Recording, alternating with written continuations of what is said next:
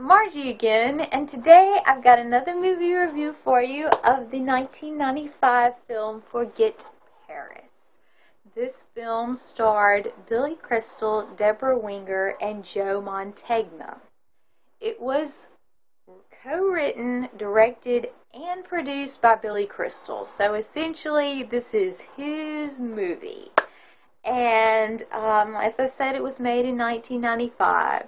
The basic plot is, well, it's not really a plot, it's more like a story. It's kind of like this referee who's played by Billy Crystal, goes to Paris for a little while, like a week or something, and meets this woman and falls in love with her, and then she loves him, then he has to go back to the States, and then things happen, but essentially the whole movie is told, it's like told to you.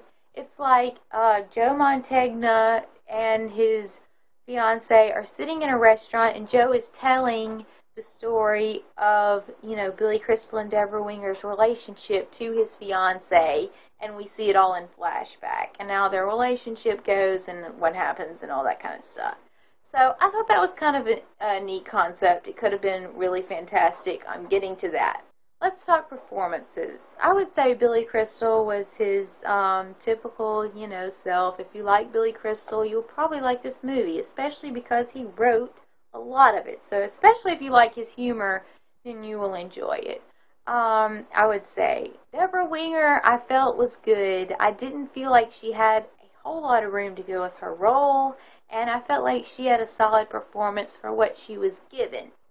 Not even near Oscar nominated, but it was sturdy. She held up under the weight of the role. That's what I'm saying. So bravo to her. Joe Mantegna, usual self, solid. The supporting cast was pretty solid, I would say. There wasn't anything that you were just like, oh wow, I love you.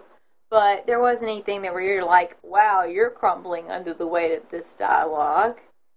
So it was solid. Okay. Billy Crystal. As I said before, if you like him, you will probably like this movie.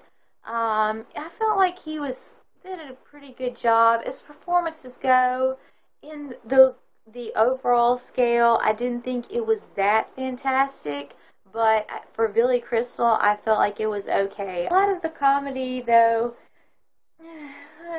there were some good moments, but a lot of it just kind of fell flat. Literally, I'm not lying to you, the first 20 minutes, at least, of the movie is just Billy Crystal telling jokes and Debra Winger laughing at them. Like, that is it. Because they meet, and it's like they're interacting and stuff, and Billy Crystal's just popping them out. And Deborah's like, oh, And I'm like, that is clearly a sign, Billy, that you are a little too close to your work in this context because, it was okay, I guess, but it was just so obvious. And I'm like, somebody should have told him this isn't working. That's his influence in the film, so that's very obvious.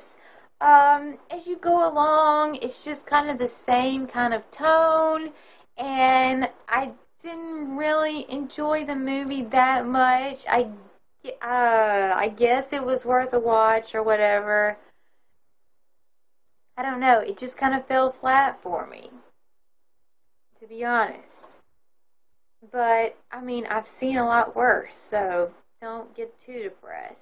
Parents Guide, wow. Okay, well, literally in the first 5 minutes of the film, everybody thinks that Billy Crystal made a bad reffing call, so there's some profanity use on the court, and then the crowd starts chanting, curse word, curse word, curse word, curse word, just over and over and over. So if you tally that in, 30 S words, and then a few other minor profanities. So, no F words though, so good for that. Sexual content, Billy and Debra sleep together like the second night that they know each other, and it turns out Debra reveals, spoiler, well, kind of, but not really. You learn this in the first 40 minutes of the movie, that she is married. And so which he was surprised too, but anyway. So, that was kind of awkward.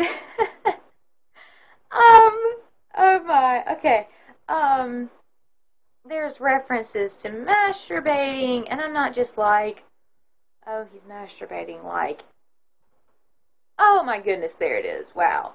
And then, kind of another spoiler, I guess, but there's not really spoilers in this movie. It's just kind of what eventually happens.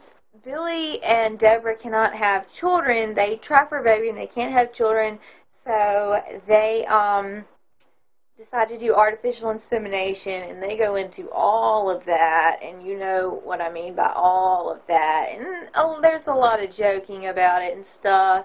Not funny. Just crude and just like, man, that could have been edited out and the movie would have been so much better. Even if you're not thinking as far as parents' guide for the reason to edit that out, the comedy wasn't funny at all. It just made the movie drag on even longer. So for pacing purposes, I would have cut it. I mean, I'm just being honest. You say to me, Margie, will you watch this movie again? No, absolutely not.